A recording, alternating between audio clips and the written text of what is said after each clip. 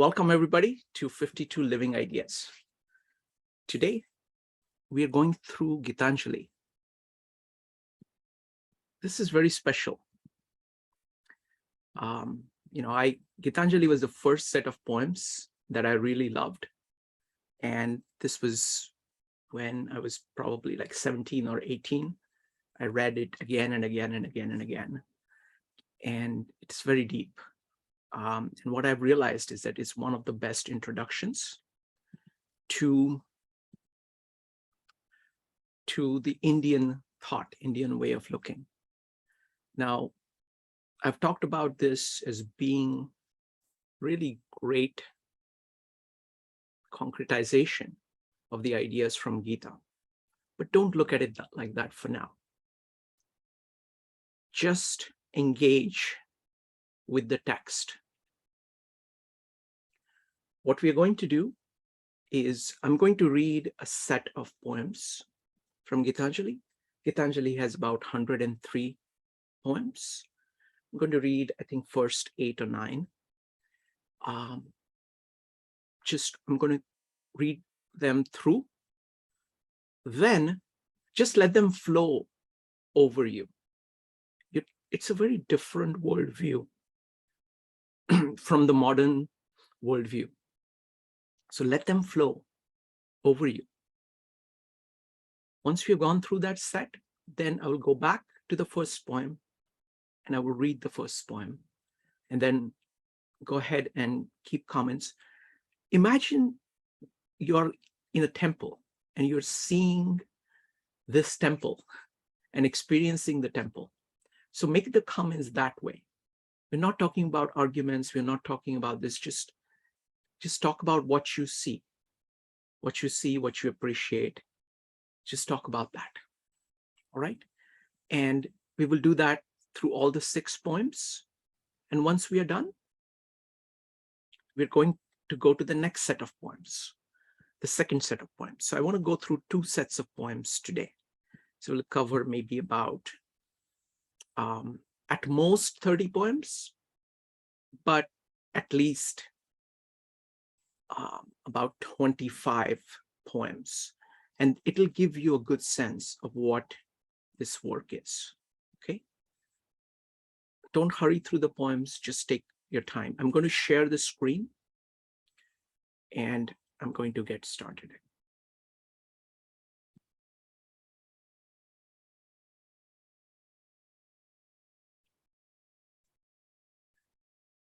Okay, give me just a second.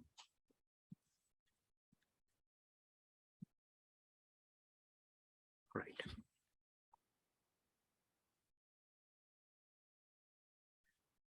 One note here. I like to read these poems by converting the thou to you. So I'm using that, and instead of hast, I would say has. So I'm using commonly used English language today. I find that it creates a much greater impact on me when I do that.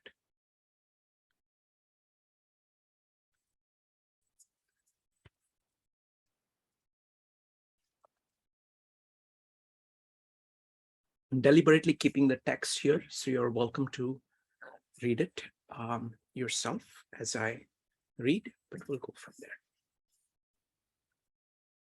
You have made me endless. Such is thy pleasure. This frail vessel you empty again and again and fill it ever with fresh life. This little flute of reed you have carried over hills and dales and have breathed through it melodies eternally new.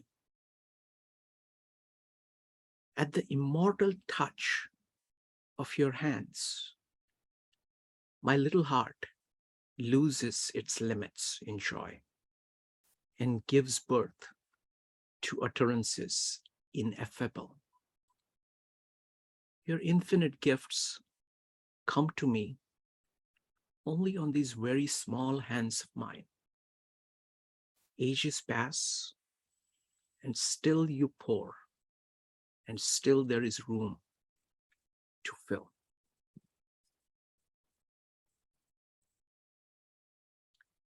When you command me to sing, it seems that my heart would break with pride. And I look to your face, and tears come to my eyes. All that is harsh and dissonant in my life melts into one sweet harmony. And my adoration spreads wings like a glad bird on its flight across the sea. I know you take pleasure in my singing. I know that only as a singer I come before your presence. I touch by the edge of the far spreading wing of my song your feet, which I could never aspire to reach. Drunk with the joy of singing, I forget myself and call you friend, who are my Lord.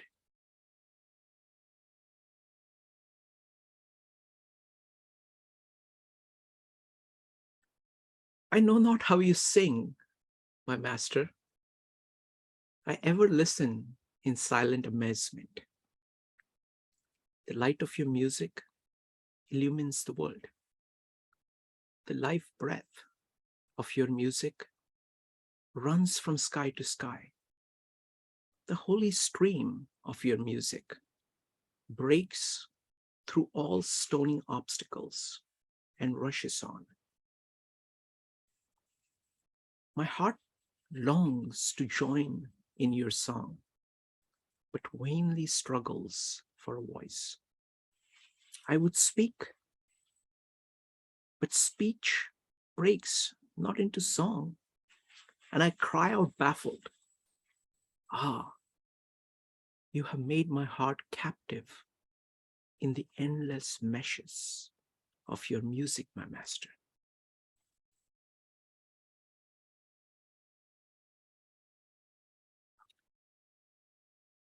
Life of my life, I shall ever try to keep my body pure, knowing that your living touch is upon all my limbs. I shall ever try to keep all untruths out from my thoughts, knowing that you are that truth which has kindled the light of reason in my mind. I shall ever try to drive all evils away from my heart and keep my love in flower, knowing that you have your seat in the inmost shrine of my heart. And it shall be my endeavor to reveal you in my actions, knowing that it is your power that gives me strength to act.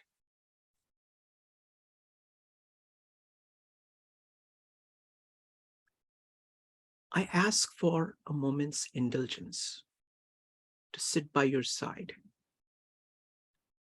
The works that I have in hand, I will finish afterwards. Away from the sight of your face, my heart knows no rest nor respite, and my work becomes an endless toil in a shoreless sea of toil. Today, the summer has come at my window with its sighs and murmurs, and the bees are plying their minstrelsy at the court of the flowering grove. Now it is time to sit quiet, face to face with thee, and to sing dedication of life in this silent and overflowing leisure.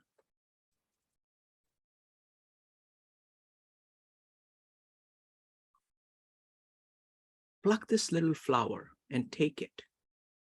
Delay not. I fear lest it droop and drop into dust. I may not find a place in your garland, but honor it with a touch of pain from your hand and pluck it. I fear lest the day end before I'm aware and the time of offering go by. Though its color be not deep and its smell be faint, use this flower in your service and pluck it while there is time.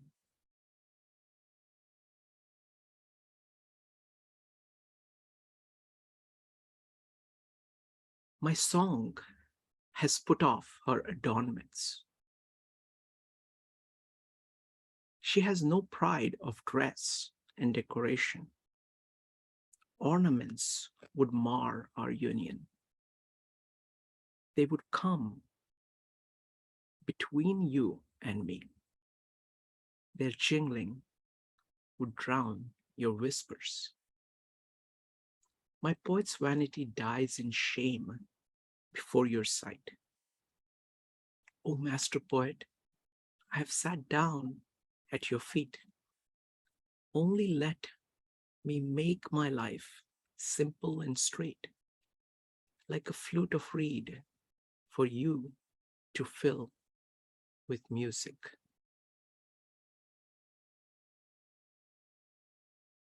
The child who is decked with princess robes and has jeweled chains round his neck loses all pleasure in his play.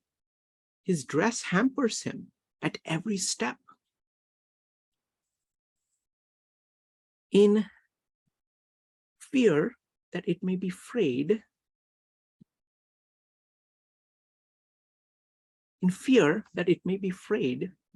or stained with dust, he keeps himself from the world and is afraid even to move. Mother, it is no gain, this bondage of finery, if it keeps one shut off from the healthful dust of the earth, if it rob one of the right of entrance to the great fair of common human life. So I want to start first with these 8 poems. The only way to actually handle this is to keep letting them flow over you, okay? So I'm going to pass through them. You're welcome to make really, really short comments as we go on, okay? Just keep it very short, whatever impressions that you have, okay? And I'll speak a little bit about it, all right? Let's try it this way and let's see how it works. Okay, but what we are trying to do is that we are trying to commune with this text, trying to see the world that the poet is talking about. You have made me endless. Such is your pleasure. This frail vessel you empty again and again and fill it ever with fresh life. This little flute of reed you have carried over hills and dales and have breathed through it melodies eternally new. At the immortal touch of your hands, my little heart loses its limits in joy and gives birth to utterances ineffable. Your infinite gifts come to me only on these very small hands of mine. Ages pass and still you pour, and still there is room to fill.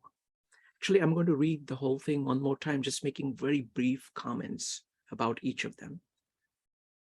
See what this is really looking at the infinite fecundity of nature, of God, the infinite grace that is raining down upon us. I want you to notice how Tagore paints various themes and how they are all very delicately integrated as he goes on. So far, he's letting, in this first one, using Sullivan's term, this is the experience of letting life break in on you.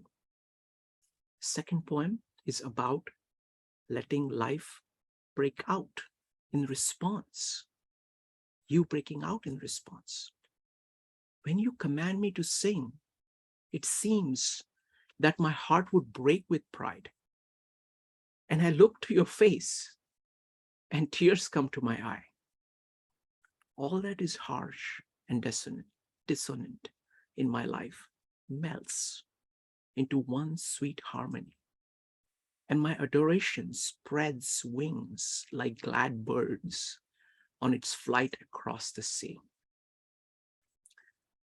I know you take pleasure in my singing. I know that only as a singer I come before your presence. I touch by the edge of the far spreading wing of my song your feet, which I could never aspire to reach. Drunk with the joy of singing, I forget myself and call you friend, who are my Lord. So you can see that the first poem is the context for this. The first poem is awestruck by the grace that is raining down on him. In the second, he's speaking to it.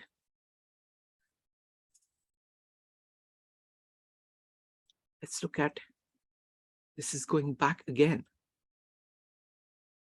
to the first part of appreciating the life raining on you, breaking in on you, and the effort involved and the difficulty involved in breaking out, which does justice to what is raining on you. So it appreciates the grace and struggles to speak in a way which speaks to the grace. I know not how you sing, my master. I ever listen in silent amazement. The light of your music illumines the world. The life breath of your music runs from sky to sky. The holy stream of your music breaks through all stony obstacle and rushes on. This is the first poem. Now this is what you end up doing when you start speaking for the first time. My heart longs to join your song, but vainly struggles for a voice. I would speak, but my speech breaks not into song, and I cry out baffled. Ah, you have made my heart captive in the endless meshes of your music, my master.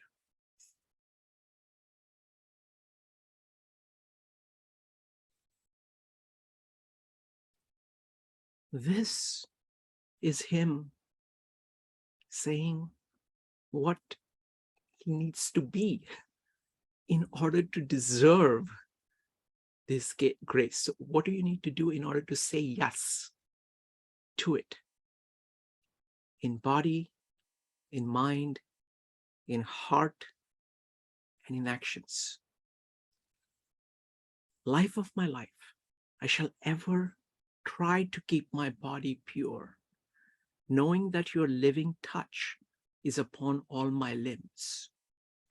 I shall ever try to keep all untruths out from my thoughts, knowing that you are that truth which has kindled the light of reason in my mind. I shall ever try to drive all evils away from my heart and keep my love in flower, knowing that you have your seat in the innermost shrine of my heart.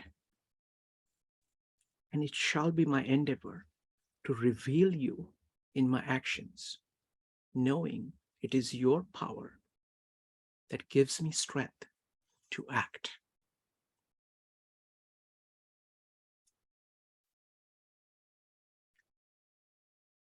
In the last poem, it was all determination of wanting to do the right thing.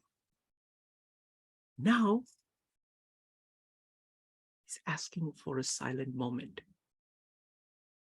to just experience, to be just present in the presence of the grace. I ask for a moment's indulgence to sit by thy side. The works that I have in hand, I will finish afterwards. Away from the sight of your face, my heart knows no rest nor respite, and my work becomes an endless toil in a shoreless sea of toil. Today, the summer has come at my window with its sighs and murmurs, and the bees are plying their minstrelsy at the court of the flowering grove. Now it is time to sit quiet, face to face with you, and to sing dedication of life in this silent and overflowing ledger.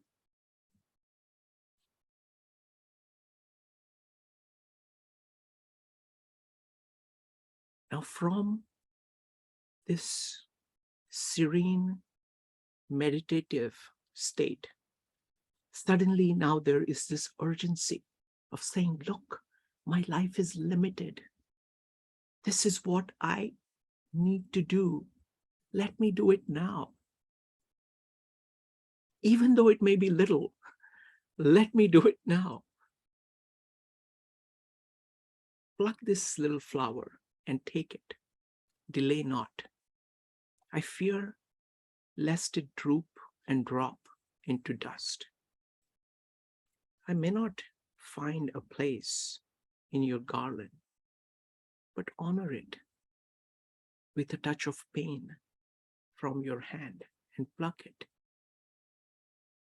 I fear lest the day end before I'm aware and the time of offering go by. Though its color be not deep and its smell be faint, use this flower in your service. Pluck it while there is time.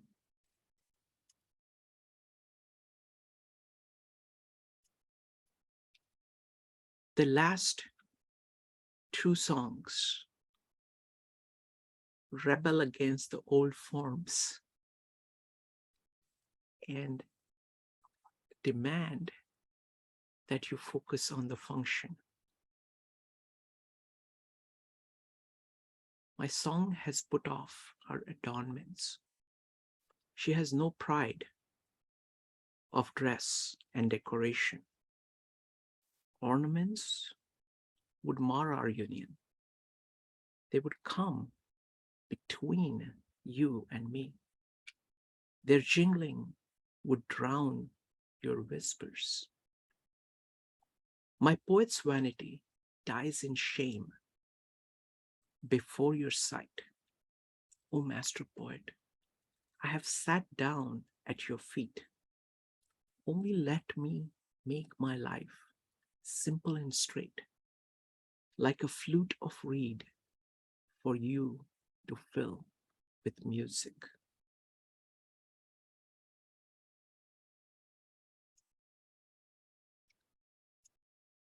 This is the same thought expressed in a different way with a different set of metaphors. The child who is decked with princess robes and who has jeweled chains round his neck loses all pleasure in his play. His dress hampers him at every step. In fear that it may be frayed or stained with dust, he keeps himself from the world and is afraid even to move. Mother, it is no gain, thy bondage of finery, if it keep one shut off from the healthful dust of the earth, if it rob one of the right of entrance to the great fair of common human life. Now I'm going to go back to the first poem, and now I'm going to read one by one, and then invite any comments. At this stage, if you want to comment on the whole, let's do that first.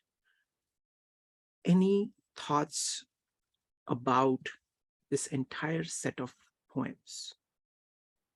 Go ahead and type an exclamation mark if you'd like to share. Any thoughts about this entire set of poems? We will start with Joe. Joe, go ahead. There does seem to be an abandonment to a higher power, to God, to provide the joy in our lives, and to detach ourselves from the material world, and that it would not be sufficient for our happiness. I especially appreciated the number 8, where they talked about specifically how robes and garments are distractions, essentially, from what it is actually to be a very good human being. There's also this endless love that God provides, that it's continuing even after our physical form is gone. And this joy is something that is continuous.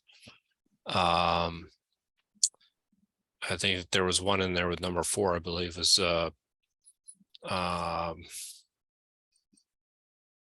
essentially truth, about not following the truth. And I think we've talked a lot about that in all of the works that we've discussed, all the spiritual works that we've discussed. And so those are just some initial thoughts anyway. Wonderful.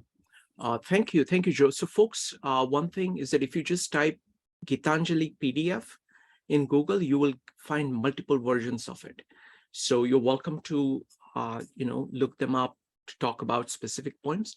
You know what, let me do a little bit of more wider thing right now. Go ahead and comment on any of the poems, any aspects that you want of the first 8 poems. Let's have all the comments together, and then we will just go to the next set. That will be the best because you're responding to this entire set. You can respond to the set as a whole, any particular things that really stand out for you, and then we'll go to the next set. It's going to be Evanik followed by Paul. Evanik.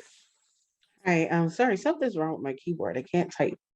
It's not letting me type, so sorry. So chapter one, when they talked about the empty cup and filling it up, like I saw the mirror. I've seen this in so many different places, in Christianity, Jesus talks about the cup, and that something like my cup overflow it with, I forget what it is, but he always talks about the themes like filling the cup and emptying the cup and then filling it up. So I thought that was just interesting. In chapter two, the friendship between God and man. Um, you know, the author of these poems really look, it's not like God is above him. He knows God is more powerful than him, but he looks to God as a friend. And not only that, but he enjoys his time with God. It is a friendship. Um, so I just thought of that. So, the closeness between God and man, and the natural friendship, it was just so natural. It just kind of flowed. Um, and when you said eternal life, I was thinking of eternal life now. Um, the infinity of nature and the infinity of God.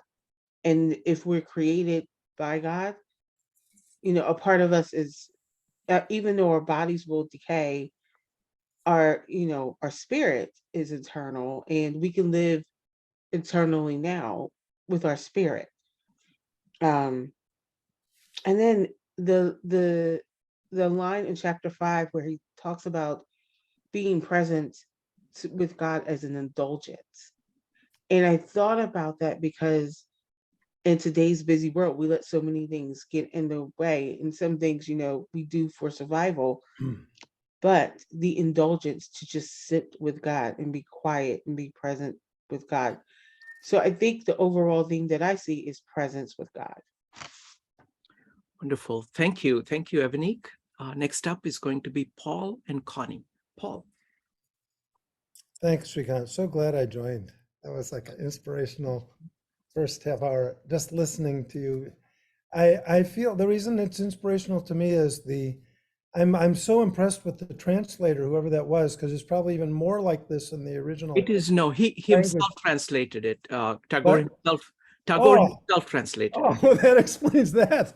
But the transmission of what I think reverence and gratitude, like that's and the way he did it with his use of music that flows through it. So, and he takes music and puts it in all these different sensory contexts, like music as breath, music as a stream, music as a mesh. I thought that was an especially interesting one. And then at the end, I think he said he's sort of fed by the music, like it's his sustenance. I mean, it was so masterful, and it just gave me a chill. And I also like the sort of jarring, or at least it was to me, coming out of metaphor into this kid with all these robes on him, like in the physical world, not just like here he and that was such a beautiful shift down into the to the physical body, So thank you so much. Wonderful. Thank you. Thank you, Paul. Next up is Connie. Yes, I like, Shrikant, that you said, let this wash over you, because I listened to it the second time, more with that.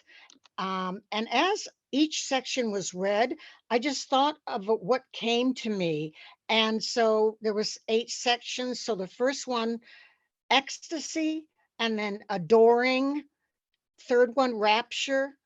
Fourth one, devotion, serenity, presence, purity, and innocence. Those are the words that washed over me. I'm so glad you said. Thank you. Wonderful. Thank you. Thank you, Connie. That was great.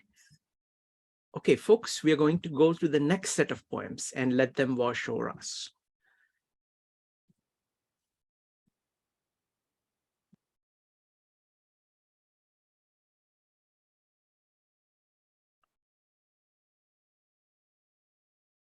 And we'll follow the same pattern this time. I'll first read them out through, then I will read them with really short comments, and then invite you to comment on either this section or both the sections together, whatever you prefer.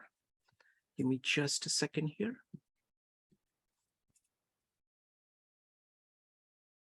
Okay, all right. Oh, fool, to carry yourself upon your own shoulders. Oh, beggar, to come beg at your own door.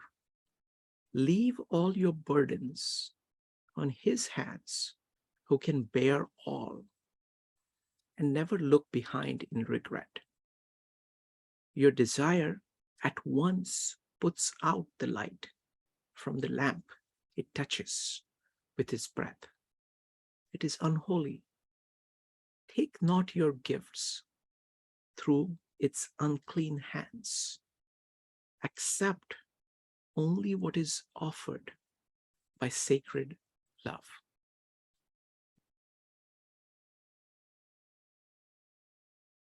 Here is your footstool, and there rest your feet, where live the poorest and the lowliest and lost. When I try to bow to you, my obeisance cannot reach down to the depths where your feet rest among the poorest and lowliest and lost. Pride can never approach to where you walk in the clothes of the humble among the poorest and lowliest and lost. My heart can never find its way to where you keep company with the companionless among the poorest, the lowliest, and the lost.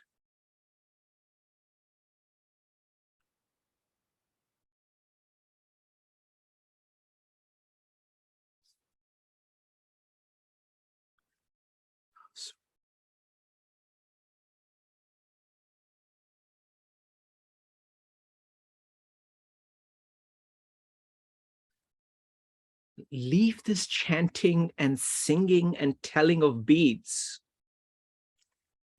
Leave this chanting and singing and telling of beads. Whom do you worship in this lonely, dark corner of a temple with doors all shut? Open your eyes and see that your God is not before you. He's there where the tiller is tilling the hard ground and where the pathmaker is breaking stones. He's with them in sun and in shower, and his garment is covered with dust. Put off your holy mantle, and even like him, come down on the dusty soil. Deliverance? Where is this deliverance to be found? Our Master himself has joyfully taken upon him the bonds of creation. He is bound with us all forever. Come out of your meditations and leave aside your flowers and incense. What harm is there if your clothes become tattered and stained? Meet him and stand by him in toil and in sweat of your brow.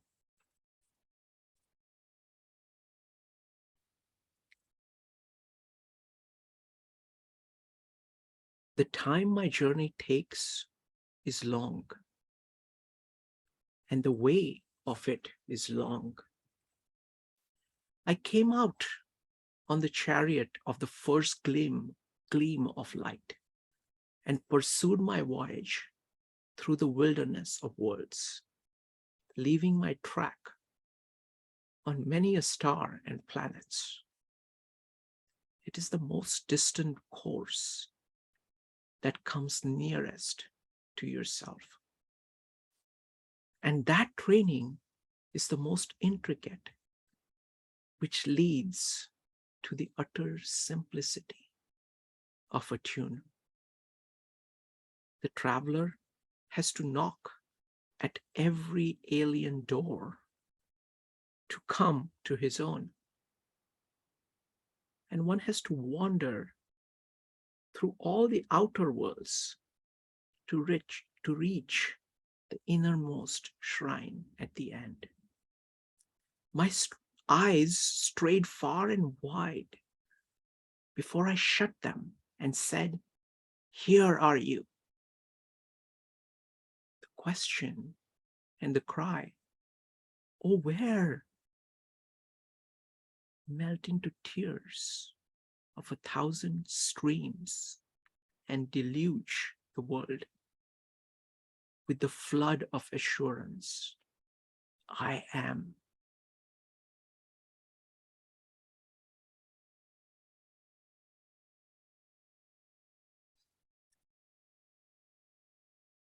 The song that I came to sing remains unsung to this day.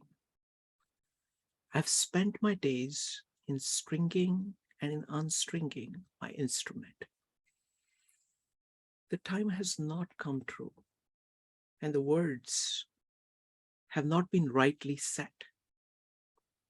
Only there is an agony of wishing in my heart. The blossom is not open. Only the wind is sighing by. I've not seen his face, nor have I listened to his voice. Only I have heard his gentle footsteps from the road before my house. The livelong day has passed in spreading his seat on the floor, but the lamp has not been lit, and I cannot ask him into my house. I live in the hope of meeting with him, but this meeting is not yet.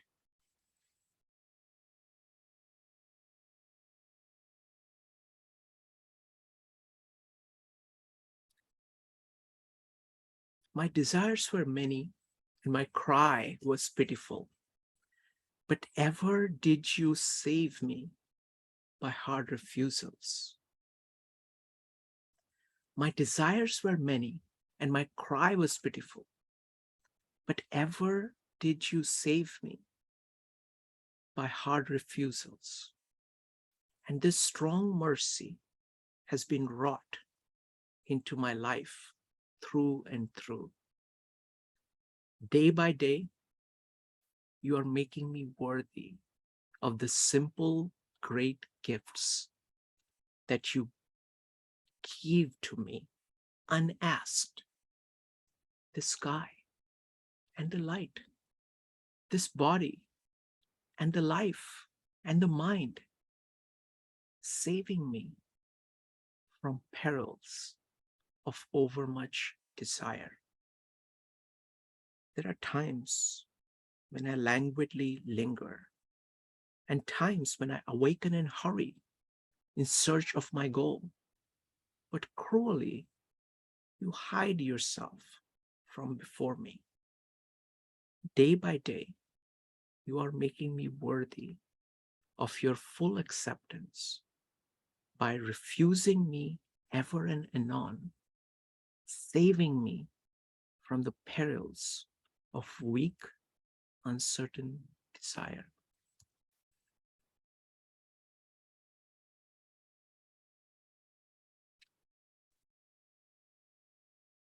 I'm here to sing you songs.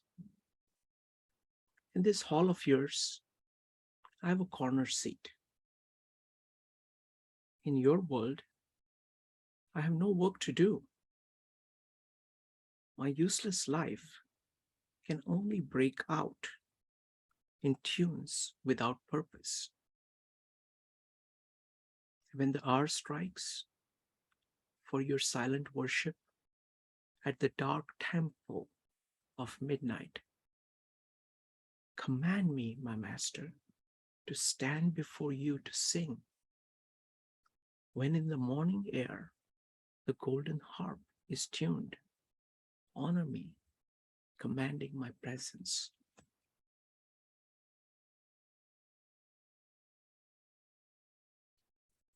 I've had my invitation to this world's festival, and thus my life has been blessed. My eyes have seen and my ears have heard. It was my part at this feast to play upon my instrument, and I have done all I could. Now, I ask, has the time come at last when I may go in and see your face and offer you my silent salutations?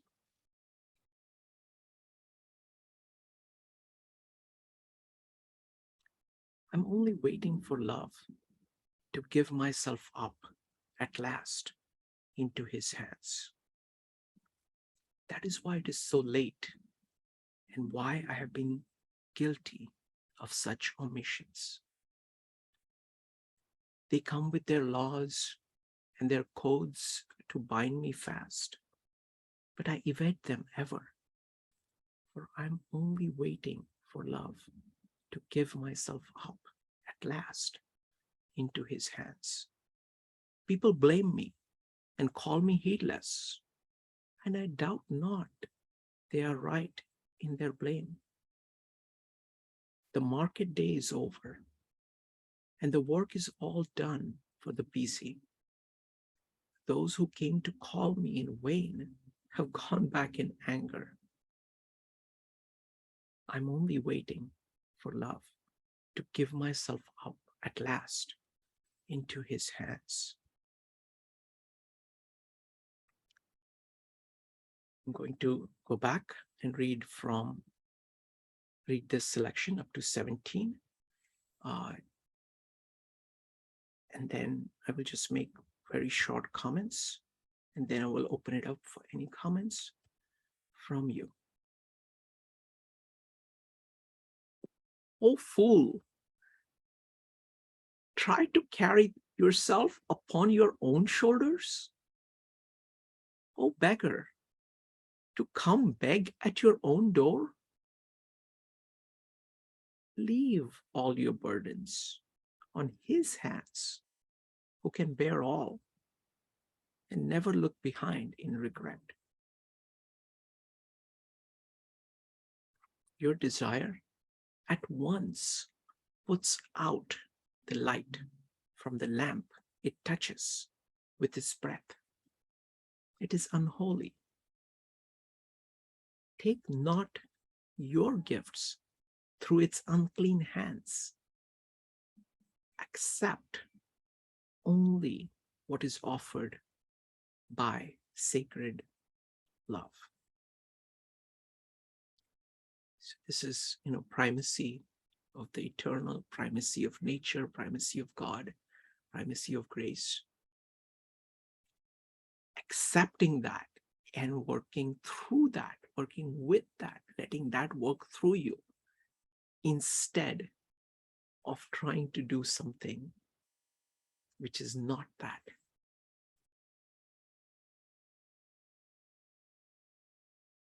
And this is a theme. It's a very large theme in Tagore.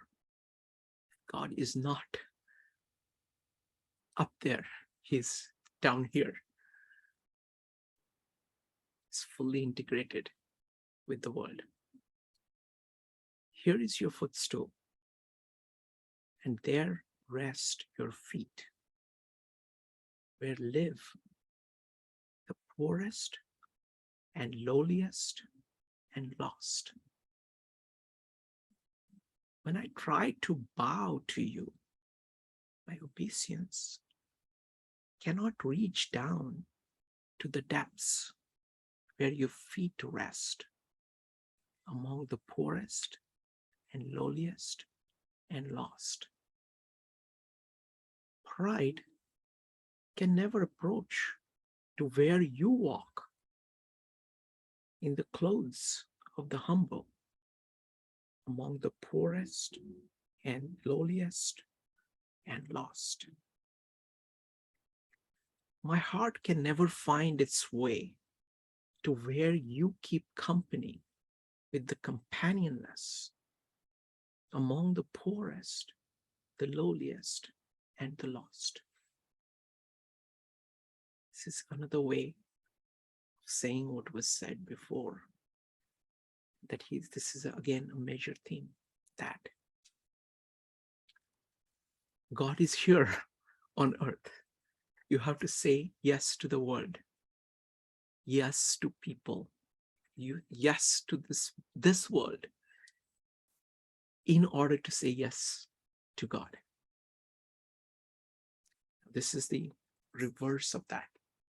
This is there in the number 10. It is saying, this is where God is. Now he's saying, this is not where God is. Leave this chanting and singing and telling of beads.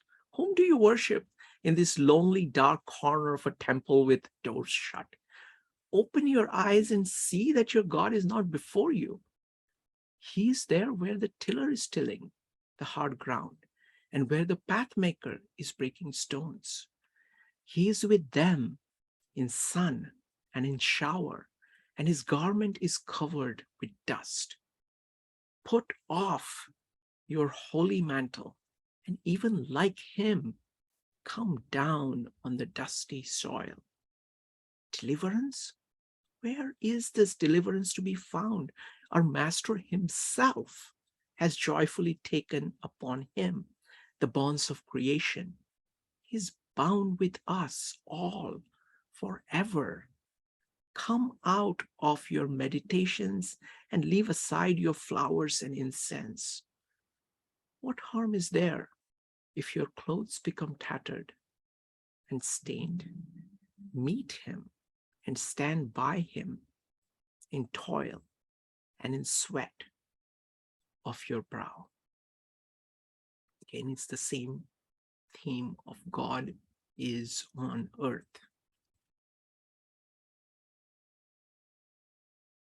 Now suddenly he changes the gear, and this is what I love about Gitanjali. It's just so many different angles he takes.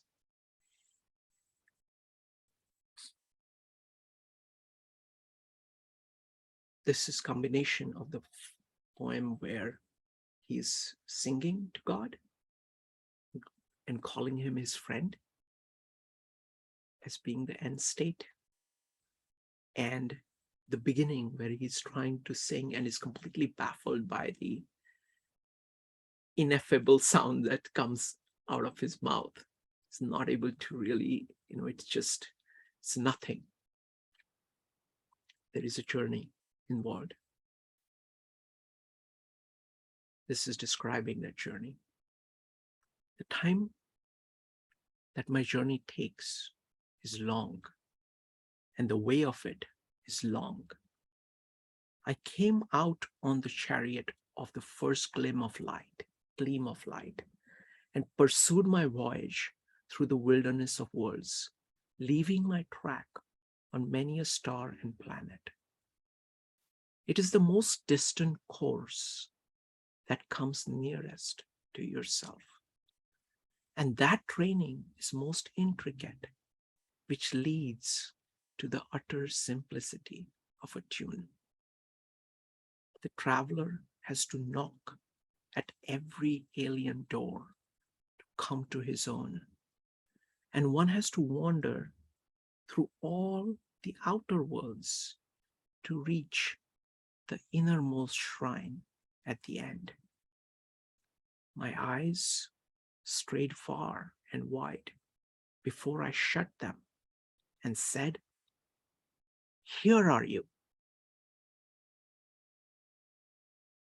The question and the cry, "Oh, where?" melt into tears of 1,000 streams and deluge the world with the flood of assurance, I am.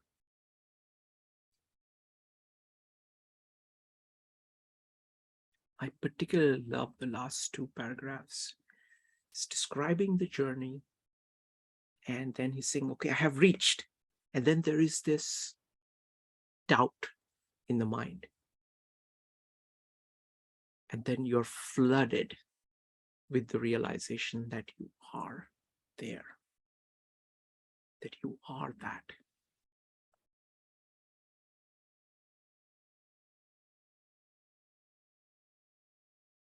This is another way of describing the journey. Look at, he's a master of metaphor. He's describing the same journey now in a completely different way. And he's looking at your feeling about, okay, it's not ready yet. The song that I came to sing remains unsung to this day. I've spent my days in stringing and unstringing my instrument. The time has not come true. The words have not been rightly said. Only there is the agony of wishing in my heart. The blossom has not opened. Only the wind is sighing by. I have not seen his face, nor have I listened to his voice. Only I have heard his gentle footsteps from the road before my house. The livelong day has passed in spreading his seat on the floor, but the lamp has not been lit, and I cannot ask him into my house. I live in the hopes of meeting with him, but this meeting is not yet.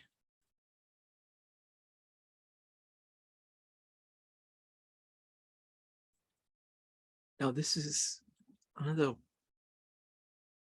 angle on this beautiful angle. You have all these desires, and God, reality, nature gives you feedback, and it is ruthless in giving you the feedback, which enables you, by listening to it, it enables you to keep acting in accordance with it and letting go of everything that is not consonant with it. My desires are many, and my cries pitiful, but ever did you save me by hard refusals. And this strong mercy has been wrought into my life through and through. Day by day, you are making me worthy of the simple, great gifts that you give to me unasked. This sky and the light, this body and the life and the mind, saving me from perils of overmuch desire. There are times when I languidly linger, and times when I awaken in a hurry in search of my goal. But cruelly, you hide yourself from before me. Day by day, you are making me worthy of your full acceptance by refusing me ever and anon, saving me from the perils of weak, uncertain desire.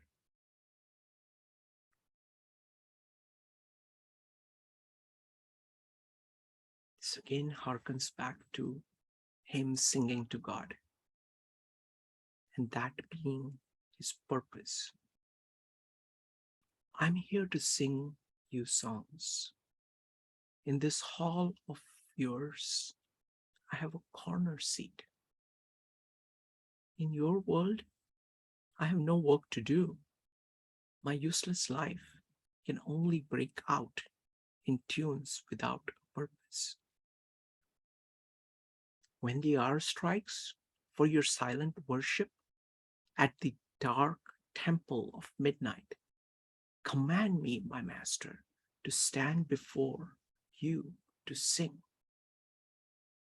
When in the morning air the golden harp is tuned, honor me, commanding my presence.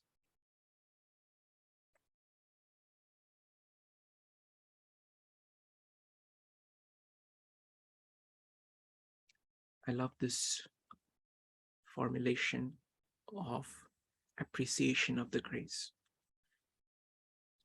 I have had my invitation to this world's festival, and thus my life has been blessed. My eyes have seen, and my ears have heard. It was my part at this feast to play upon my instrument, and I've done all I could. Now I ask, has the time come at last when I may go in and see your face and offer you my silent salutations? Notice the humble acceptance of one's limitations throughout. Notice the ambition of wanting to sing to God. And notice when you succeed and when you fail, and you learn from the failures.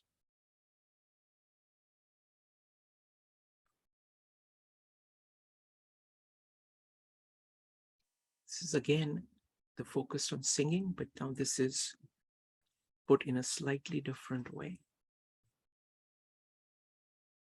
I'm only waiting for love to give myself up at last into his hands. That is why it is so late, and why I have been guilty of such omissions. So he's focused only on God. And that's all he's focused on. I'm only waiting for love to give myself up at last into his hands. That is why it is so late, and why I have been guilty of such omissions.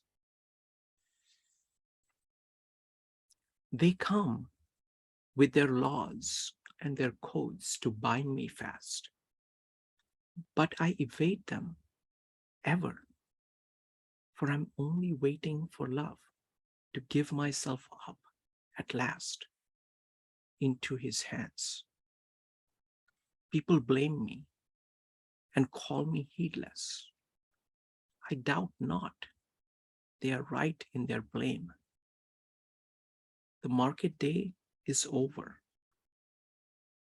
and the work is all done for the PC.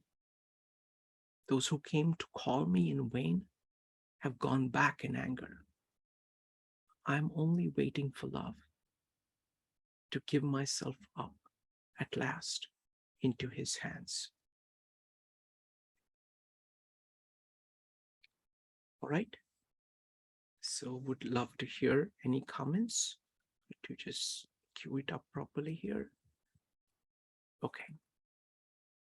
Go ahead and type exclamation mark if you would like to talk about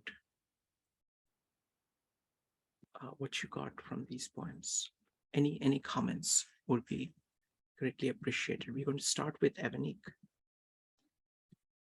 So this set of poems reminded me of the Dark Night of Soul. And and when I think of the Dark Night of Soul, I think of Jesus in the 40 days in the desert without food and water, and kind of being, trying to commune with God, but having to suffer anyway.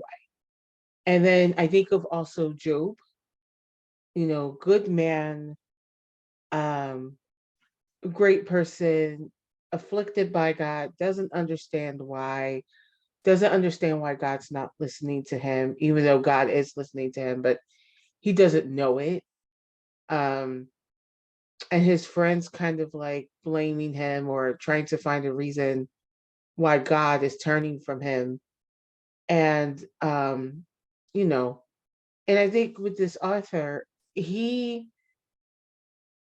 when his friends tell him he must be faithless, he agrees with them. Where Job kind of fights a little bit, he kind of agrees with him. Like he just kind of accepts what is. Like he accepts this is something he must go through. And he keeps going back to the theme of love. And it's the love of God. You know, once I get the love of God, then I can join him. At no point it does it seem like to me through these poems that he loses heart or he loses faith. He knows God is going to come back. It's kind of like he knows he has to go through this. It's like he sees it as growth. And, you know, when people talk about the growth, dark night of the soul, they're like, I mean, if I could tell you from experience, is that it is the worst thing you could go through, but it's the biggest growth that you'll ever have.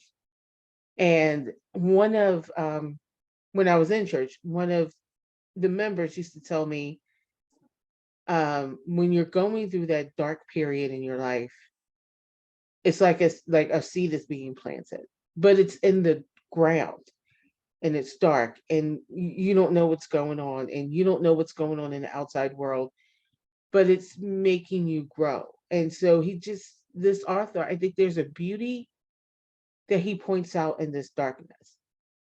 And the beauty that he sees is that, you know, it's temporary. And that even though he's suffering because he seems like he's separated from God and he's trying to do all these things to get back to God and trying to figure it out, he also still holds heart. He never loses the want. He never loses the desire to be with God. And I think that's the beauty of this set of poems. So those are my thoughts. Wonderful. Thank you. Thank you, Evanik. Next up is going to be Paul, Brian, and Joe. Paul. I love what you said, Evanik. It's really, that's how I looked at it. I was trying to decide, though, if it was sort of chronological. My take on how it flowed for me is this struggle. So one day he's thinking, I don't know if I have it right from the exact chronology of the verses, but one day he's constantly just stringing and unstringing his instrument, it's just futilely struggling to get just the right song. Another day he might feel like he's playing beautiful songs to God, but then he says, God is so great and huge, and why does he give one darn if I'm going to play a single song at all? And then the next day he's suddenly realizing that God is right there within him and he has tears of joy, but it doesn't last because the next day he's back to struggling. That's how I sort of see it, which is right along the lines, I think, of the way you were talking about it, Evanik. But then at the end, I took it as, well, two things. One quick about the beginning and the end. At the beginning, I was fascinated by how I thought he was, so many religious texts say that, Jesus washes the feet of the beggars and people, but he actually was entreating the beggars, I thought, in that first verse you read, like, hey, even you who is the beggar, don't just struggle and struggle. Give up your struggle. He's even telling the beggars that they have some work to do. So I thought that was kind of an interesting twist. I don't know if I got that right or not, but and then him saying that he doesn't. He just closes his eyes and there's God. I agree with you, God. That was striking, but it doesn't last. But the very last verse, I felt like he was saying he stopped playing music. He gave up all his obligations. The whole community sees him as the musician playing for God. People are calling him. He's doing things with the temple. He just withdraws from it all and just waits for love. I don't know if I call that depression or what, but that's how I took it. So that's what I loved it. Thank you. Wonderful. Thank you. Thank you, Paul. Next up is Brian, followed by Joe. Brian.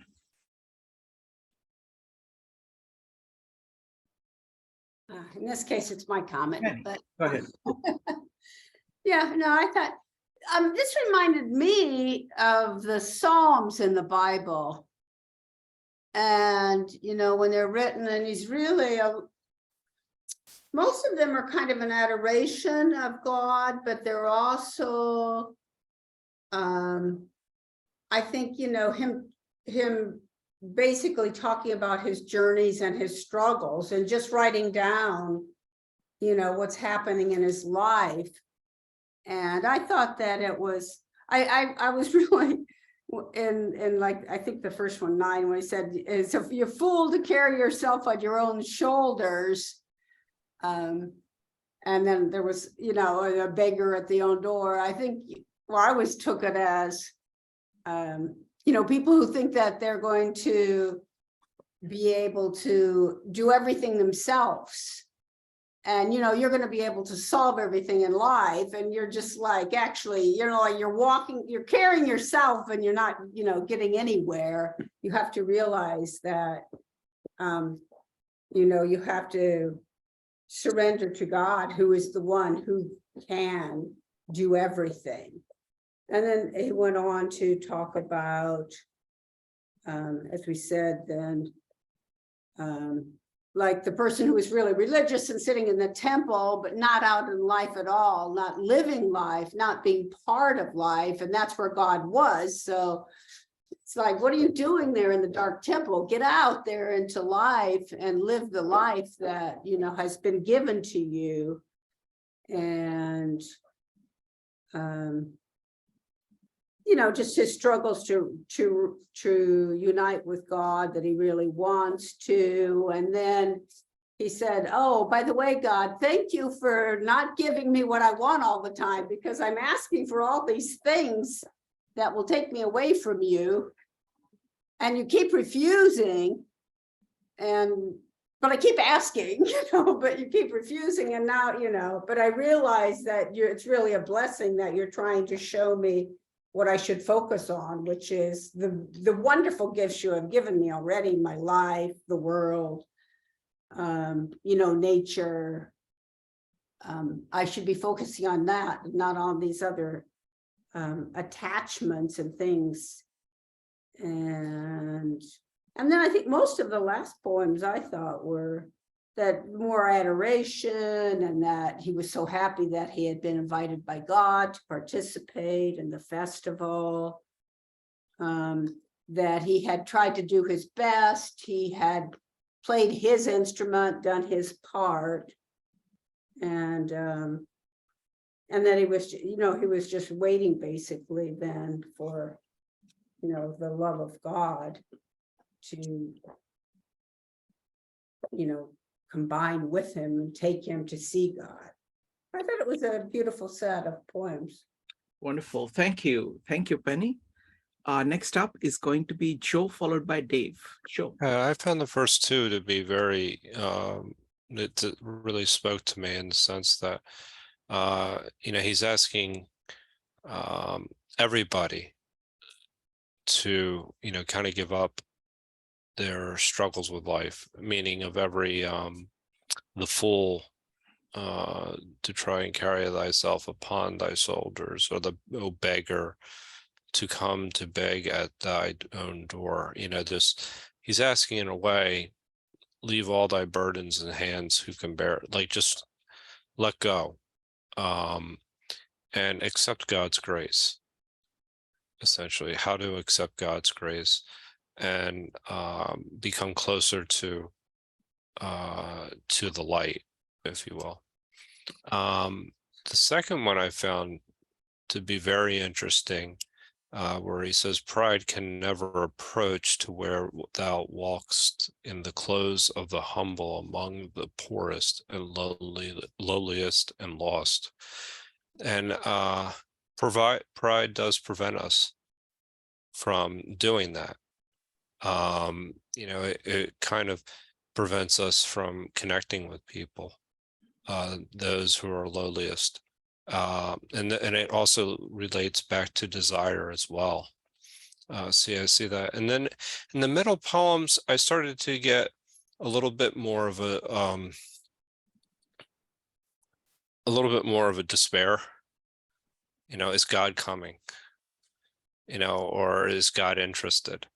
Especially with number 13 in particular. I live in hope of meeting with him, but this meeting is not yet. And it's almost this I'm waiting for Godot kind of feeling when I'm reading that particular part. But then it ends with probably the two of my favorite, especially number 16. I have had my invitation to this world's festival, and thus my life has been blessed. My eyes have seen and my ears have heard. There's just such a gratitude, that, and that's, it's almost like you've heard the word of God, and there's such a satisfaction in that particular verse as well. The same thing with number 15. I believe, or was it 14 that I actually made some notes on? 14 too. Was a little bit different. I wrote down just some thoughts where it says God gives us what we need versus what we want. In number 14, where he says, my desires are many and my cry is pitiful, but dost thou save me by my hard refusals. And the strong mercy has been wrought into my life through and through. Yeah, I just felt like I just got the feeling that, yeah, this is something where life gives us what we need most, not necessarily what we desire. So those are just some of my thoughts. Thank you, Joe. Next up is going to be Dave. Dave, go ahead. Good evening, Shikant, and I'm sorry I was late for this and I wasn't quite sure what to expect, but I'm very much enjoying it. 10, 11, and 12 spoke to me. 10 I took as kind of a comment on our celebrity culture, that let's think about the common man, the lowly. We have an expression, the last shall be first and the first shall be last. And then it continued into number 11, which I take as glorifying the worker. Let's not look down on the farmer who gets his hand dirty growing our food that we need. Or also, of course, it didn't really say directly, but the worker in the factory making the things for us. And 12, I took as a comment on discipline, that it's good that sometimes things are hard to make us better people instead of just making things easy. But thank you very much. Wonderful. Thank you, Dave. So I'll make just very brief comments, and then we will go to the next set, the last set. So firstly, Penny, thank you, because I think Psalms are the closest to this kind of, to Tagore's poetry that I've seen. So that's a very, very good observation. Second point, regarding what Evanique said, one of the things that is really big here is that there is never uncertainty that, firstly, of the grace of God, there is never uncertainty in the mind of this person ever. There are points where he's lost and this, but there is always kind of at the back of the mind, there is just this overflowing love of God in him and willingness to put up with anything in order to get there. And almost like a certainty that they will get there, which is kind of underlying everything that Tagore says. The third, addressing Paul's point, is that actually it is not a sequence, like it's not chronological, but it is showing you different phases that you go through at times. And it's just a really very, very delicate and very intricate portrayal of all kinds of psychological movements and reactions and ups and downs and from down to up and up to down that you go through in this process. And fourth, addressing what one of the points that Joe made is that, so there is never, my first point was, the second point I made was, there was never uncertainty that you're going to get to God, that God is for you and you're for God. That is always taken for granted. At the same time, there is a very clear acceptance of one's own limitations and own tendencies of making mistakes, that you have your instrument and that's all you can do. So you can do what you can do, and you are going to try to do your best with what you can do.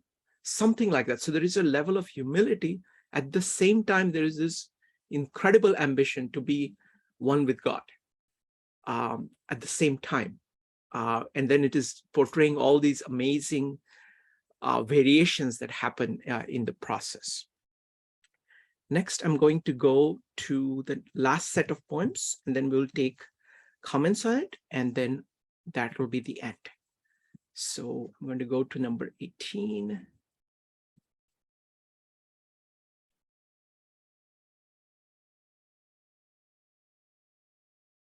Clouds heap upon clouds, and it darkens. Ah, love, why do you let me wait outside at the door all alone? In the busy moments of the noontide work, I'm with the crowd. But on this dark, lonely day, it is only for you that I hope. If you show me not your face, if you leave me wholly aside, I know not how I am to pass these long rainy hours. I keep gazing on the faraway gloom of the sky, and my heart wanders, wailing with the restless wind. If you speak not, I will fill my heart with your silence and endure it. I will keep still and wait like the night of starry vigil, and its head bent low with patience. The morning will surely come. The darkness will vanish, and your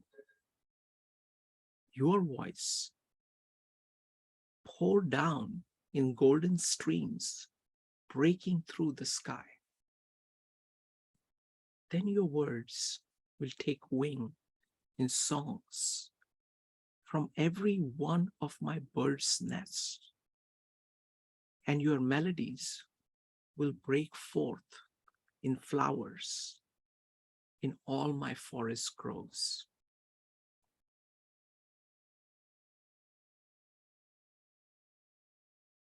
This is one of my favorites. On the day when the lotus bloomed, alas, my mind was straying, and I knew it not. My basket was empty, and the flower remained unheeded. Only now and again, a sadness fell upon me, and I started up from my dream and felt a sweet trace of a strange fragrance in the south wind. That vague sweetness made my heart ache with longing, and it seemed to me that it was the eager breath of summer seeking for its completion. I knew not then that it was so near, that it was mine, and that this perfect sweetness had blossomed in the depth of my own heart.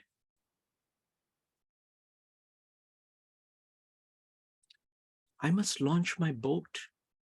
The languid hours pass by on the shore. Alas for me! The spring has done its flowering and taken leave. And now, with the burden of faded, futile flowers, I wait and linger. The waves have become clamorous, and upon the bank, in the shady lane, the yellow leaves flutter and fall. What emptiness do you gaze upon? Do you not feel a thrill passing through the air with the notes of the faraway song floating from the other shore? In the deep shadows of the rainy July, with secret steps, you walk, silent as night, eluding all watchers. Today, the morning has closed its eyes, heedless of the insistent calls of the loud east wind, and a thick veil has been drawn over the ever wakeful blue sky. The woodlands have hushed their songs, and doors are all shut at every house. You are the solitary wayfarer in this deserted street. Oh, my only friend, my best beloved, the gates are open in my house. Do not pass by like a dream.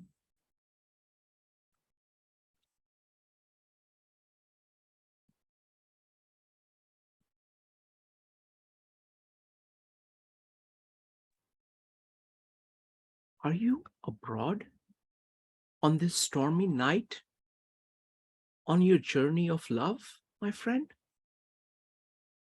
The sky groans like one in despair. I have no sleep tonight. Ever and again, I open my door and look out on the darkness, my friend. I can see nothing before me. I wonder, where lies your path? By what dim shore of the ink-black river? By what far edge of the frowning forest? Through what mazy depth of gloom are you threading your course to come to me, my friend?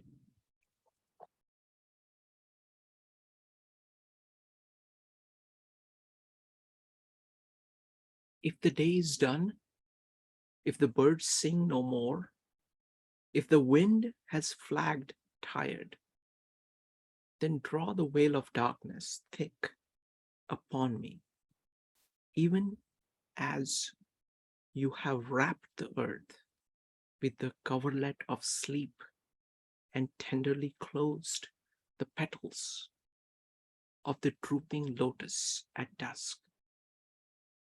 From the traveler whose sack of provisions is empty before the voyage has ended, whose garment is torn and dust laden, whose strength is exhausted, remove shame and poverty and renew his life like a flower under the cover of your kindly night.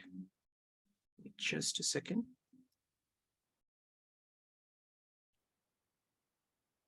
Okay, I'm going to, let me see. Okay, I will continue. I'm going to read these only once so that we have time to talk, but there is a poem up to which I want to go.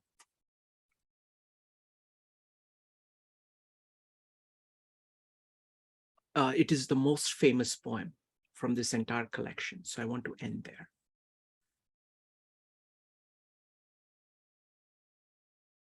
In the night of weariness, let me give myself up to sleep without struggle, resting my trust upon thee.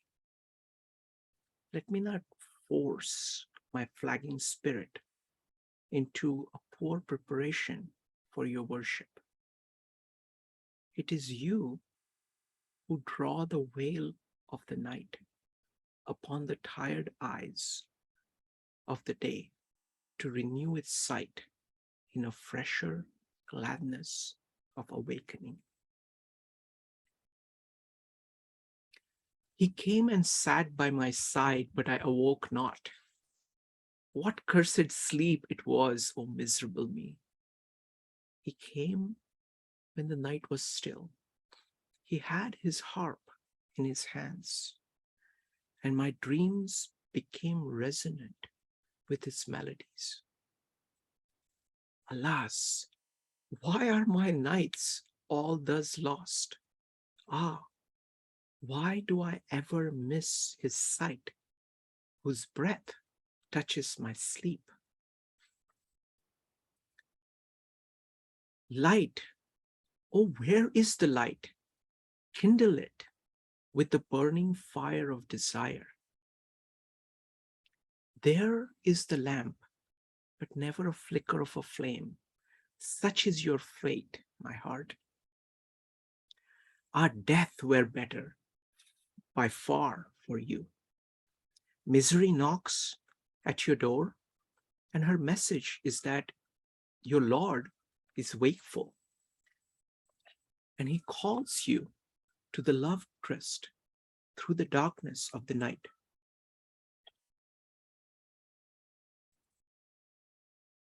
The sky is overcast with clouds.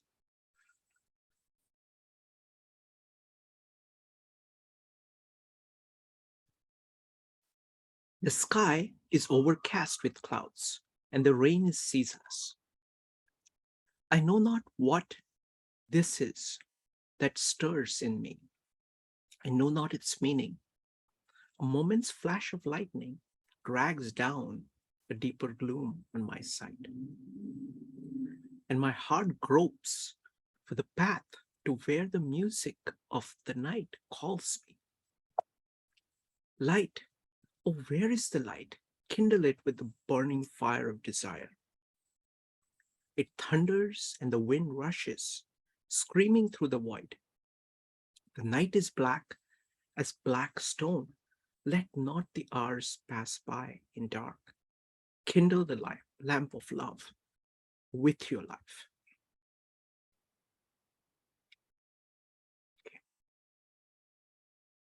Okay, this is also, I like this very much. Obstinate are the trammels, but my heart aches. Trammels are chains. Obstinate are the trammels, but my heart aches when I try to break them. Freedom is all I want, but to hope for it, I feel ashamed. I'm certain that priceless wealth is in you, and that you are my best friend.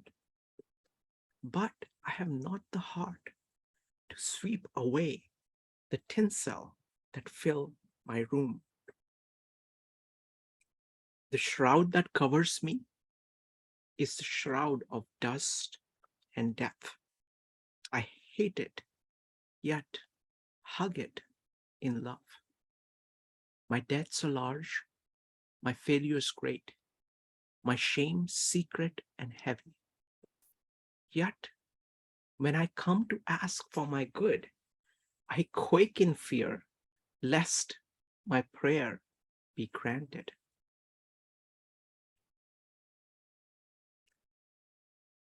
He whom I enclose with my name is weeping in this dungeon.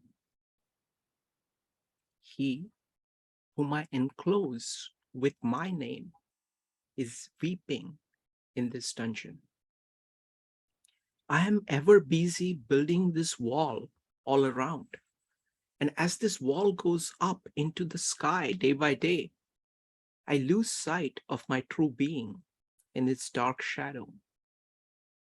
I take pride in this great wall, and I plaster it with dust and sand, lest a least hole should be left in this name. And for all the care I take, I lose sight of my true being. I came out alone on my way to my tryst. But who is this that follows me in the silent dark? I move aside to avoid his presence, but I escape him not. He makes the dust rise from the earth with his swagger. He adds his loud voice to every word I utter. He's my own little self, my Lord. He knows no shame, but I am ashamed to come to your door in his company.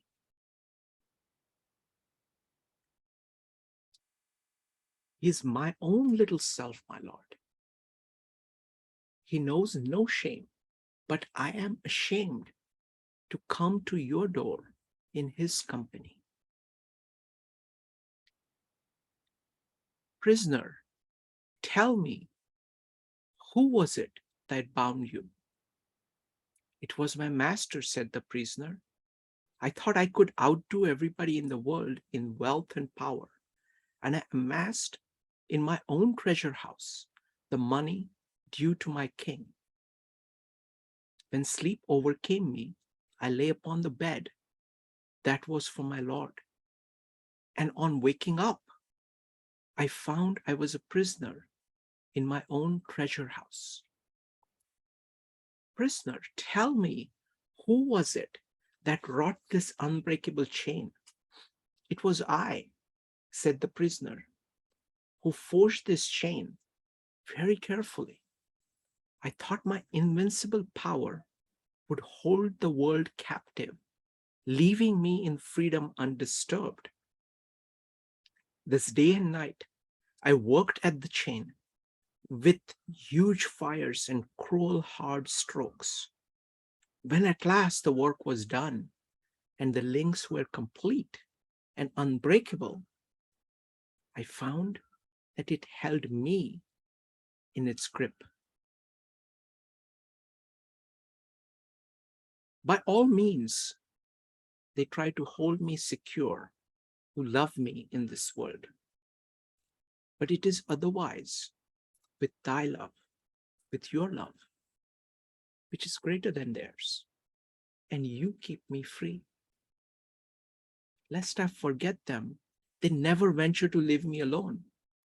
But day passes by after day, and you are not seen. If I call not you in my prayer, if I keep not you in my heart, your love for me still waits for my love. When the day they came into my house and said, we shall only take the smallest room here.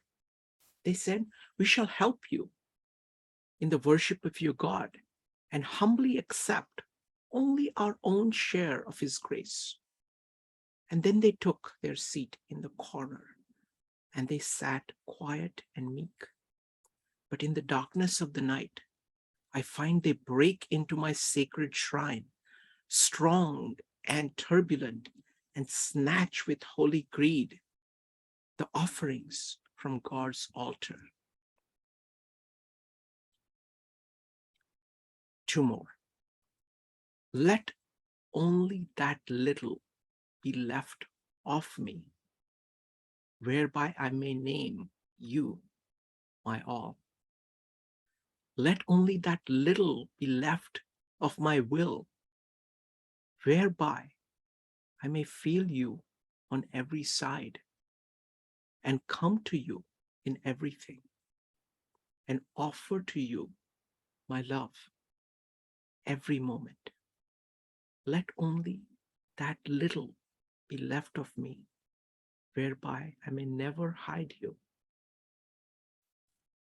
Let only that little of my fetters be left, whereby I am bound with your will, and your purpose is carried out in my life. And that is the fetter of your love. This is the most famous poem of Gitanjali, where the mind is without fear and the head is held high, where knowledge is free, where the world has not broken up into fragments by narrow domestic walls, where words come out from the deep of truth, where tireless striving stretches its arms towards perfection, where the clear stream of reason has not lost its way into the dreary desert sand of dead habit, where the mind is led forward by you into ever-widening thought and action. Into that heaven of freedom, my Father, let my country awake.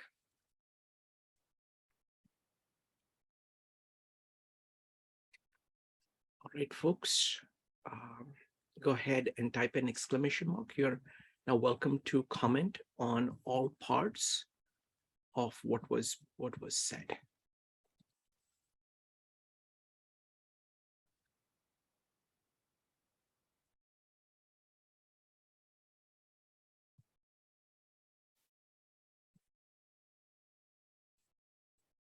Let's start with Evanik.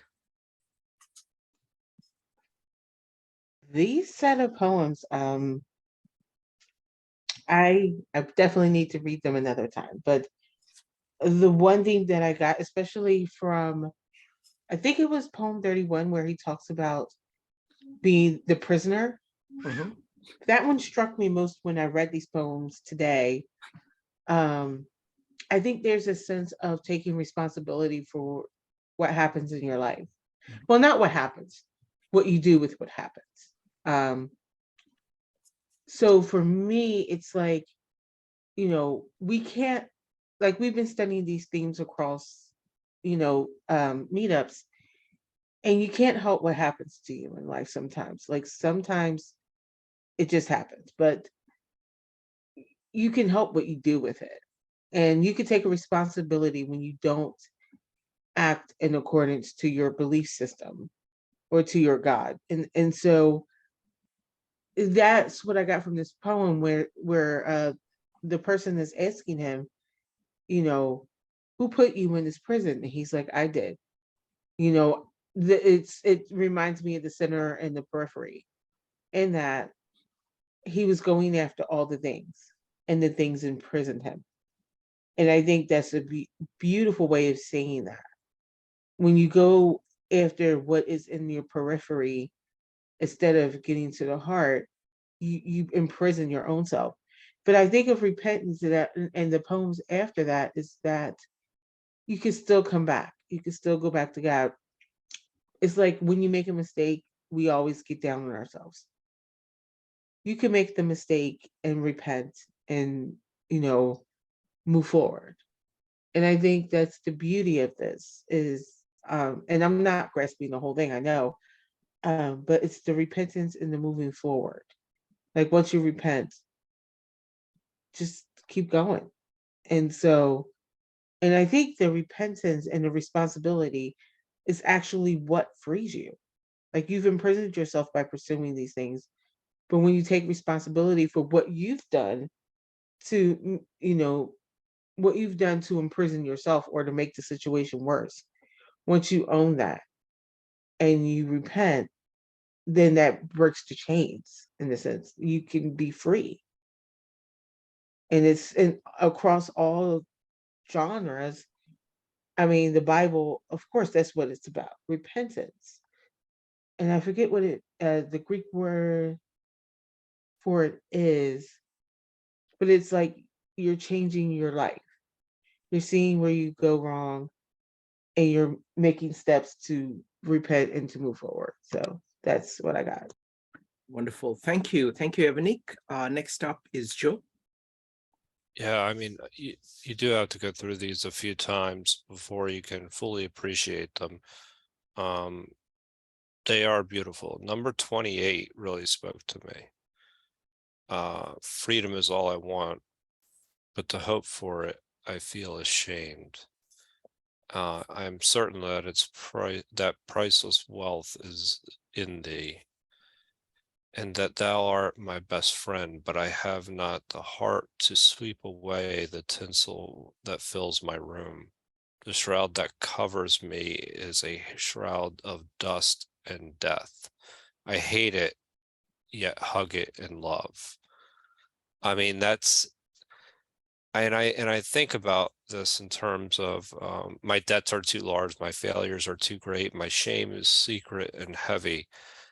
Yet when I come to ask for my good, I quake in fear lest my prayer be granted.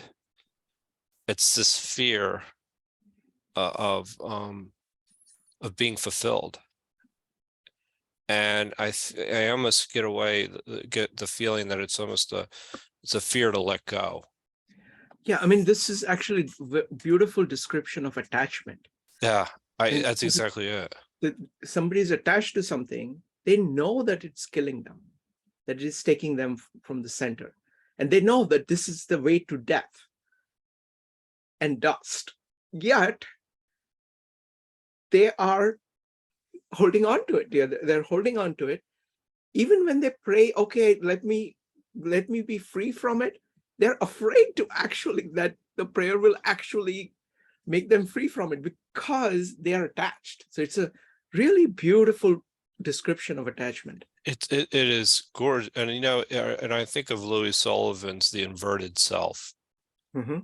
That's exactly what I think of, like where now that all of a sudden the forms are dictating you, and you know what is right. You know freedom. It's all I want, but you're afraid to go after it. And that now the forms are dictating you versus you actually making the action. I felt that one in particular really, really spoke to me. I mean, all of them really it's just beautiful, and you read them beautifully as well. It's calming, very calming. So and number 35 is also beautiful. I mean, in a sense that where knowledge is free, that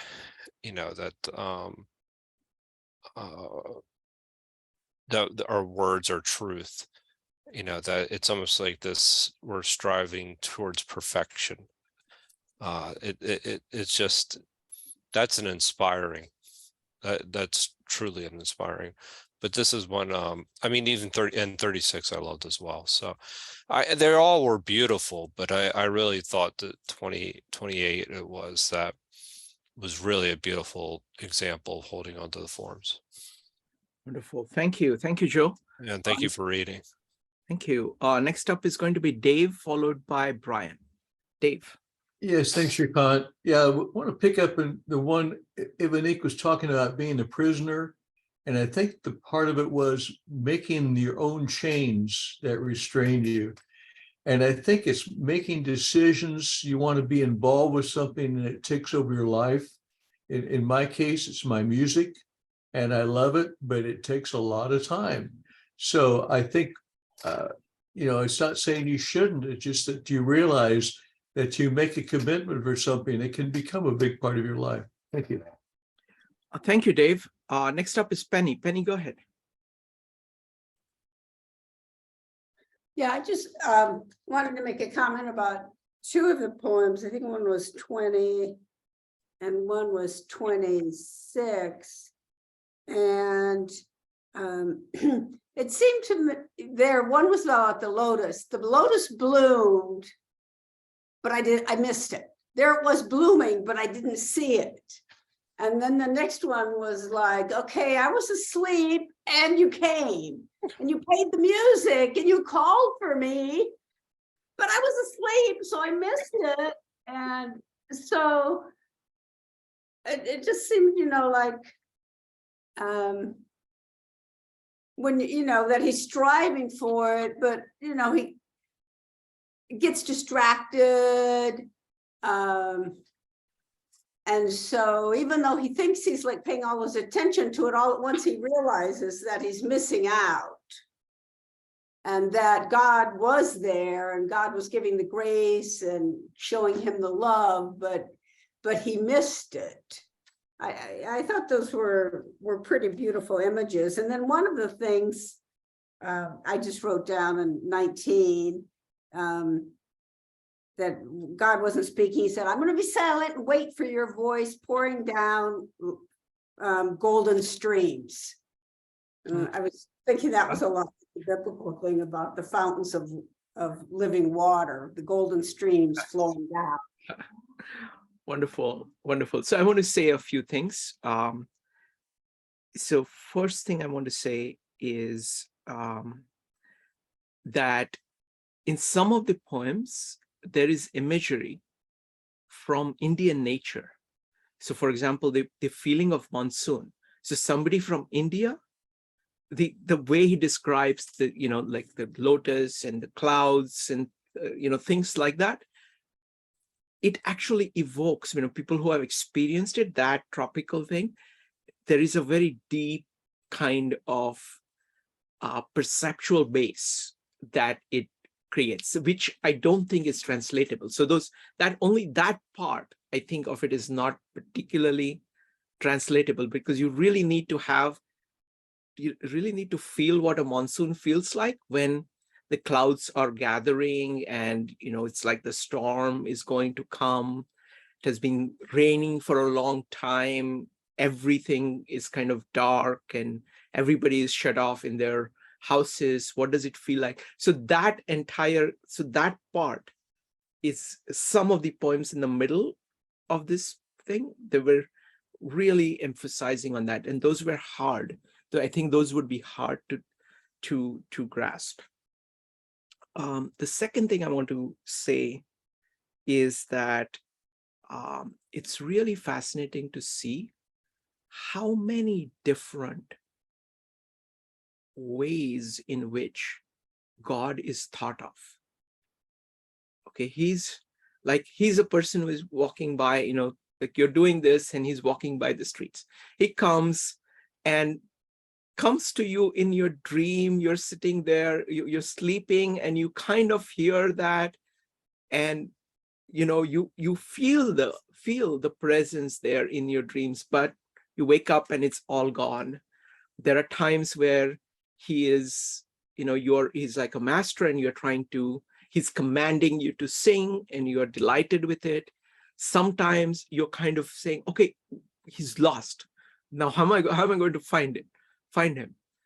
Sometimes you're doing all this struggle. So it's like at various things, it's like at one point he's just working right next to you as you're working. So it's basically, he's everywhere. And these relationships, just a wide variety of relationships with God and different states that you can be in that are just so beautifully described. I mean, that to me is like, it portrays this God on earth. And but the important thing is that when you read all of this, essentially Tagore is treating God as a friend. Okay, that is the underlying thing, and that there is already great amount of love between God and man, and that is all taken for granted. And then just this entire all human relations. And that is true throughout Indian philosophy. Like God is every possible. He's your brother, he's your child, he's your father, he's your friend.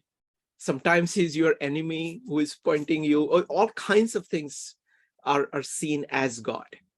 And there is a proper relationship there. The last point I want to make is about the notion of prisoner. It's very explicit here of saying, that we make ourselves prisoners. We build the chains.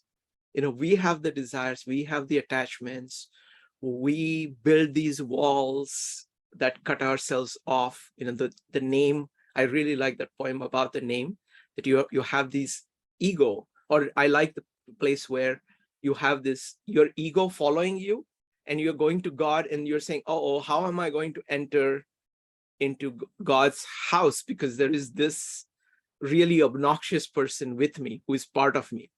So it's really amazing that the notion, the way in which the prisoner is described as well.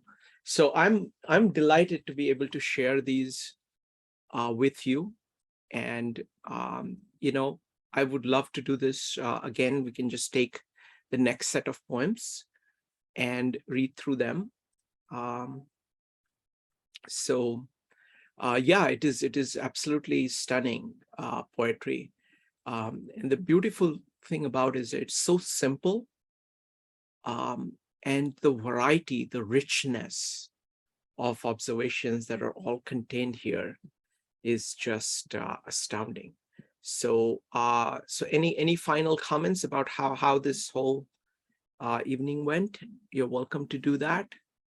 And let's go with Joe. Joe, how was it? I thought it was a beautiful evening, and I very much appreciate you taking the time to do this with us. It was very soothing, and it was very helpful to me personally. So thank you. Thank you. Thank you, Joe. Evanik, what did you think? Echoing what Joe said, absolutely. Thank you so much for doing this. And I would love to go deeper with these poems. I think there's so many things that reading it at the first pass is you miss. So I think this could definitely possibly be a series, going through these poems. I just think it was beautiful tonight. So thank you. What I will do is that I will first read through the whole thing, just like this. I really like the format of me reading it once and then me reading it the second time with giving a little bit of introduction. First, I want to just let the text speak for itself.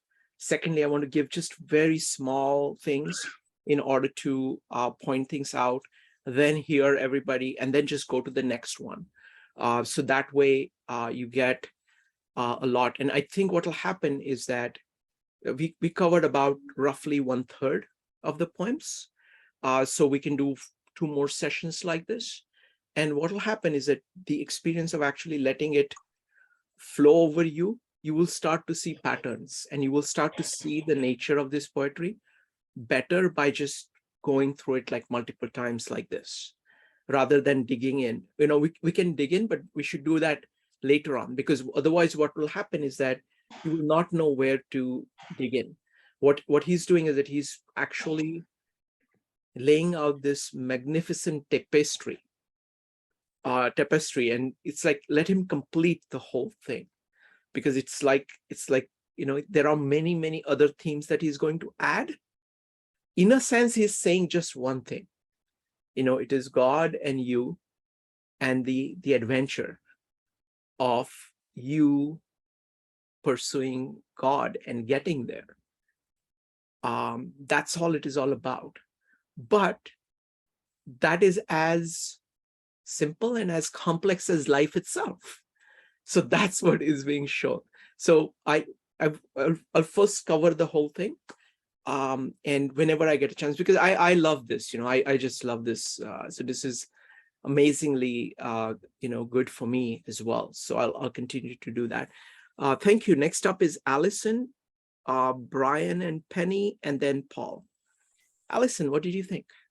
It was honestly, it was so soothing. I fell asleep and I woke up like 5 minutes ago. I was like, I missed everything. But I just literally just ordered the book of these poems on Amazon because it was so beautiful. But I just want to thank you. I've never heard of him before, ever. And that's one of the things I love about this is that you introduced me to so many ideas and books and authors and things that I've never even heard of, or encouraged me to learn more about people that I've sort of heard of but didn't really know anything. So thank you. And I guess I'm gonna have to watch the video. Wonderful. Yes, that's what YouTube is for. Yeah. Next up is going to be Brian and Penny. So I agree with everyone else, especially Joe and Evanique, I think put it in the words I would also put. I feel like this is a great gift from you to us. And I also felt that this is a person with great sensitivity and insight who is also very accessible. So I really, really like that. Thank you. Next up is going to be Paul. Yeah, I found there was the poetic side, but then it engages the mind in terms of sort of the philosophical musings about abstractions, about religions and things. And along those lines, I'm curious, not right now in this meetup, but if you're going to, I would love to talk about the context he was in. You are into these thinkers, Srikant, that were all in that golden period, the early 20th century, including Buckminster Fuller, including, I don't know when Louis Sullivan lived, including like all these currents of thought. Like, how did he interact with those people? Did he think about them? How did they influence each other? Carl Jung, I just wonder if that, so I wonder about that, and I want to learn more about that. Yeah, that's a good point. I'm not very familiar with his background. I know that he's one of the most kind of well-read of the Indian authors. He is taken in everything, like most of these great people do. And the beautiful thing is that my primary thing that I get from him is that he has made kind of Indian thought the deepest ideas about, really the deepest idea here is the idea of God and the relationship. No, not really idea of God, but relationship between God and man. That is really all that these poems are about. And no one has put it as beautifully. And I find that this medium of poetry that he uses is best suited to describe it, much more so than philosophical texts, including Bhagavad Gita. Bhagavad Gita describes it in a certain way. But Yeah. go ahead. Well, Go ahead. yes. I mean, you know how you and I have talked about Rumi. So I can't have him have tea with Rumi, although I wonder what he thought of Rumi. But he could have tea with like Gibran, the guy who wrote The Prophet. I mean, Yeah. Other people have tried to do what he did at the same time he was doing, and I just would love to hear their interactions. But I agree with you, he's got a very special, and I didn't know about it. I've read some things by him, but I didn't know this group of poems, and thank you for showing us it. Yes, and I think there is a lot of similarity between this and Gibran for sure. I know I've read enough of Gibran. He's also talking about kind of man and God and man and the relationship between them. In that terms of that relationship, the thing I really love is this combination of humility and ambition at the same time that they have. Saying, okay, I am very limited. I'm very, I cannot really sing well. My colors are not particularly bright. Yet, I want to be with God. And it is that kind of combination. And it says, okay, look, I make all kinds of mistakes. I get attached to things and I go away from it. And when you come, I'm sleeping, I don't notice it. And yet I'm pursuing, and there is this utter confidence underlying everything. Even when at the most desolate moment, there is this utter underlying confidence about Tattvam Asi, that you are that. So it is almost like, yes, I belong. The God belongs with me and I belong with God. And that is there throughout, which makes even the kind of the darkest times here really not dark. It is saying, look, I'll go through this too. What's the big deal? I'll go through these too. Right now it is feeling terrible, but so what? That kind of a feel it has. It never has this complete hopelessness. There is never a hopelessness. There is darkness, but there is always a thing that, okay, light is going to come and these glorious gleaming light is going to shine upon me. All right. So folks, on that note, I want to close this meetup.